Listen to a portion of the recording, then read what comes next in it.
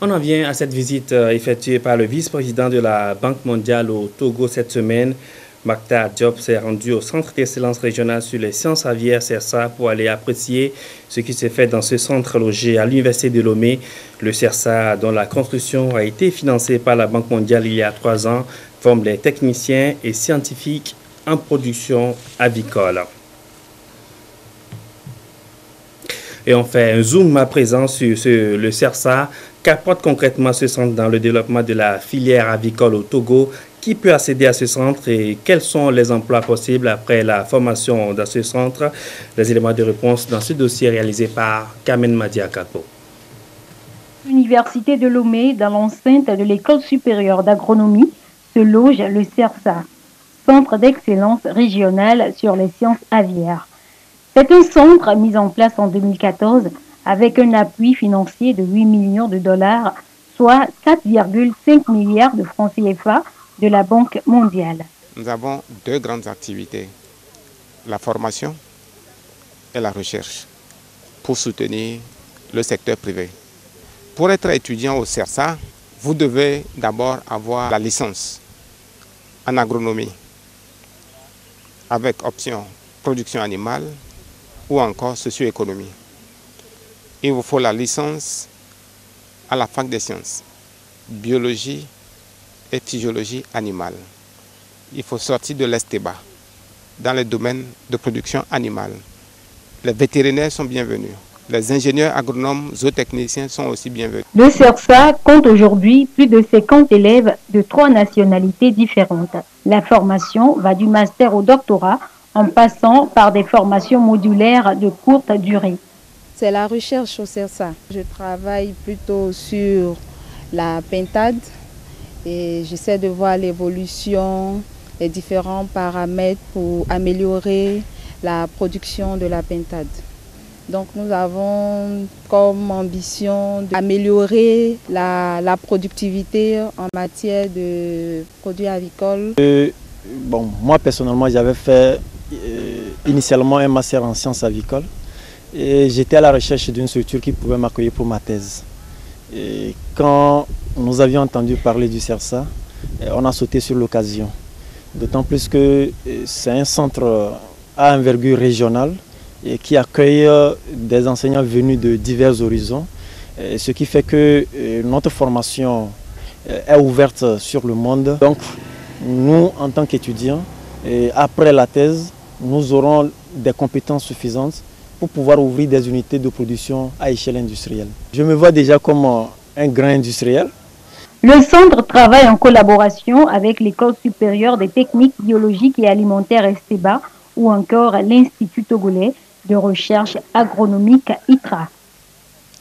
Actuellement, 120 techniciens avicoles sont en cours de formation en partenariat avec l'Institut national de formation agricole de Tové. Nous avons aussi une session de formation que nous avons mise en place avec l'Association nationale des professions avicoles en PATS. Et nous sommes en train de faire ces formations à la carte de région en région. On a finalisé pour Dapaon, on a fait Sokodé, on a fait Kara, on a fait Vaughan et maintenant il reste Lomé. En 3 ans d'activité, le CERSA a su accroître la productivité avicole par des appuis multiformes aux acteurs de la filière. L'idée est de les amener à mieux contribuer à la croissance économique et partant à la réduction de la pauvreté. La production avicole est considérée comme une filière porteuse de croissance pour le Togo qui veut atteindre 1 500 000 têtes de volailles à l'horizon 2018. Avec le CERSA, il est possible de s'enrichir en se formant en aviculture. Le directeur du CERSA est avec nous, Toku Tona. Bonjour. Bonjour. Et merci d'être avec nous. Avant de revenir sur le centre, vous avez suivi tout à l'heure le printemps de la coopération germano-togolaise. Quel regard portez-vous aujourd'hui sur cette relation entre l'Allemagne et le Togo? Bien. Mon regard entre la coopération entre l'Allemagne et le Togo est très positif. Oui. En ce sens que, même au niveau du CERSA déjà, oui, nous avons bénéficié de l'appui de la coopération allemande. La coopération allemande qui va maintenant financer des bourses aux étudiants régionaux et nationaux pour suivre les formations de master et de doctorat au CERSA, ce qui est très très important pour nous. D'accord. Alors on en vient maintenant au centre. On a suivi dans le reportage le vice-président de la Banque mondiale, Mactar Diop, a visité votre centre. Alors que représente pour vous ce passage de Mactar Diop dans votre centre? Oui. La visite du vice-président de la Banque mondiale, c'était pour nous d'abord une émotion. Oui. Et c'est de l'honneur pour le CERSA, pour le Togo.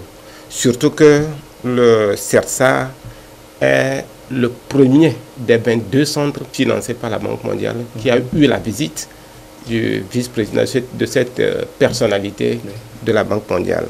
Et donc pour nous, c'est plutôt un soutien moral qui nous encourage à faire davantage. C'est vraiment un grand honneur, un soutien, un encouragement. D'accord. On sait que le centre a été créé depuis 2014. À ce jour, qu'est-ce que le CERSA a pu apporter dans la filière avicole au Togo? À ce jour, depuis 2014 jusqu'à maintenant, le CERSA a été très actif dans la formation et dans la recherche. Si je prends le côté formation, le CERSA a déjà eu à former 124 à 27 techniciens avicoles. Actuellement, il y a 120 qui sont encore en cours de formation, en partenariat avec l'INFA, l'Institut national de formation agricole de Tové. En plus de ces techniciens avicoles qui sont en formation, nous avons aussi, à ce jour, 50 étudiants en master venant de différentes nationalités. Nous avons une douzaine d'étudiants en doctorat venant aussi de différentes nationalités. Donc, nous avons en tout alors 5 nationalités qui sont regroupées au Togo. Et d'ailleurs, comme je l'ai dit tout à l'heure, avec la coopération allemande, nous allons augmenter ce nombre de nationalités au niveau du CERSA. En matière de recherche, nous sommes très actifs dans l'alimentation des volailles. Oui. Et comme on le sait, le coût de l'alimentation est de près de 70% dans la production. Et donc, un effort, ou bien des efforts sur l'alimentation essaie quand même d'améliorer le secteur, essaie de rendre compétitif le secteur. Et déjà là, nous avons quand même su qu'au Togo, il y a des ingrédients, des matières premières alimentaires qu'on peut valoriser pour réduire le coût de production. Il y a même d'autres produits de plantes que nous utilisons dans la vie courante sans savoir tous ses effets, mais en les incorporant maintenant dans l'alimentation des volailles, on a vu quand même qu'il y a beaucoup d'effets. Et tout ce que nous avons comme résultat sont de temps en temps versés aux acteurs, aux utilisateurs qui essayent d'améliorer leur niveau de production. D'accord. Alors, qui peut accéder au CERSA et quels sont les emplois possibles qu'on puisse avoir après avoir suivi cette formation? Là, je vais répondre à cette question à 3 volets. Le premier volet, c'est le niveau technicien avicole, comme je l'ai dit tout à l'heure. Pour venir au CERSA, avoir la formation de technicien avicole, il faut avoir un niveau minimum de BEPC. D'accord. BEPC, ça veut dire que jusqu'au doctorat pour un néo-aviculteur ou bien quelqu'un de nouveau qui veut rentrer dans la filière avicole. Et donc, celui-là, s'il vient au CERSA et qu'il est formé, il est capable de gérer une exploitation avicole, de conduire une exploitation avicole comme les fermes de production des œufs, des poulets de chair, etc. Ou encore comme une provenderie, une usine de fabrication d'aliments ou encore comme un couvoir. Là, il va aller vraiment dans la filière. Ensuite, il y a un niveau plus élevé, les masters. Celui qui peut venir en master doit d'abord avoir une licence. Une licence dans une thématique liée à la filière avicole, liée au CERSA. Je prends par exemple ceux qui font l'agronomie, il faut avoir fait les sciences animales. Il faut avoir la licence en sciences animales ou bien la licence en agroéconomie. Celui qui fait par exemple la faculté des sciences doit avoir la licence en biologie et physiologie animale. Si on va à l'Esteba, c'est le procédé de transformation parce qu'on doit transformer les produits de volaille. Donc les licences dans ces domaines sont bienvenues pour faire le master.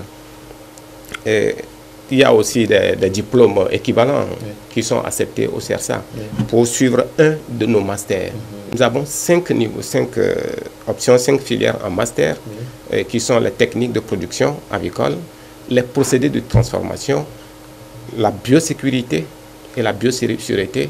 Nous avons aussi la génétique et la biotechnologie de la filière avicole et ensuite le marketing et la socio-économie de la filière.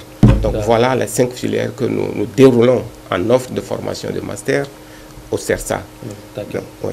Et justement, allez-y. Oui, et pour arriver à la thèse maintenant, il faut quelqu'un qui ait un master dans une des thématiques du CERSA pour pouvoir avancer vers la thèse. D'accord. On a vu dans le reportage tout à l'heure, lors de sa visite, le vice-président de la Banque mondiale a aussi posé la première pierre pour la construction d'un laboratoire.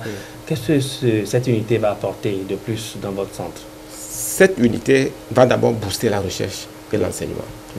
Oui. Non seulement ça, ça va aussi nous permettre de réduire ce grand écart qui existe entre le Nord et le Sud en matière de connaissances scientifiques. Le labo va être équipé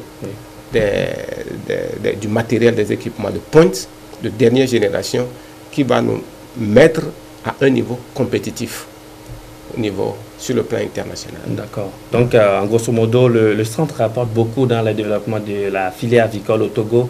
Alors, quelles sont vos perspectives actuellement? Nos perspectives actuellement sont un peu énormes. Oui. Ouais. D'abord, nous allons revoir à la hausse nos objectifs. Ça, il n'y a pas de commentaire. Nous avons visé bas, maintenant on doit aller plus haut. Secondo, nous devons œuvrer pour le développement, la mise en place, le développement et l'accompagnement des maillons faibles de la filière. Il faut le reconnaître. Nous avons beaucoup de maillons faibles dans la filière chez nous qui fait que notre production avicole n'est pas compétitive sur le plan régional ou international. Oui. Si je prends ces maillons faibles, un de ces maillons faibles, c'est par exemple la production des œufs à couver que nous n'avons pas. Nous devons importer les œufs et les couver ici. Mais on peut les produire. Nous avons les compétences. Nous devons encourager par exemple le développement de la production de maïs ou de soja destiné à l'alimentation animale. C'est très important. Et de la même façon, on doit aussi voir des sources alternatives de protéines d'origine animale. Et dans ce sens, on va aller vers la production des asticots de viande, de mouches, qui vont être utilisés comme farine animale pour nourrir les volailles. Donc il y a, là aussi, je ne vais pas oublier quand même nos étudiants qu'on va former. Donc nous allons créer une plateforme pour eux qui va servir de cadre pour le suivi et l'accompagnement des diplômés et des formés du CERSA. Toutes ces perspectives nous amènent vers des ressources additionnelles et nous allons nous activer pour les chercher. Merci beaucoup, M. Kokou Todan. Je rappelle que vous êtes le directeur du Centre d'excellence régionale sur les sciences aviaires. Merci d'être passé sur ce plateau.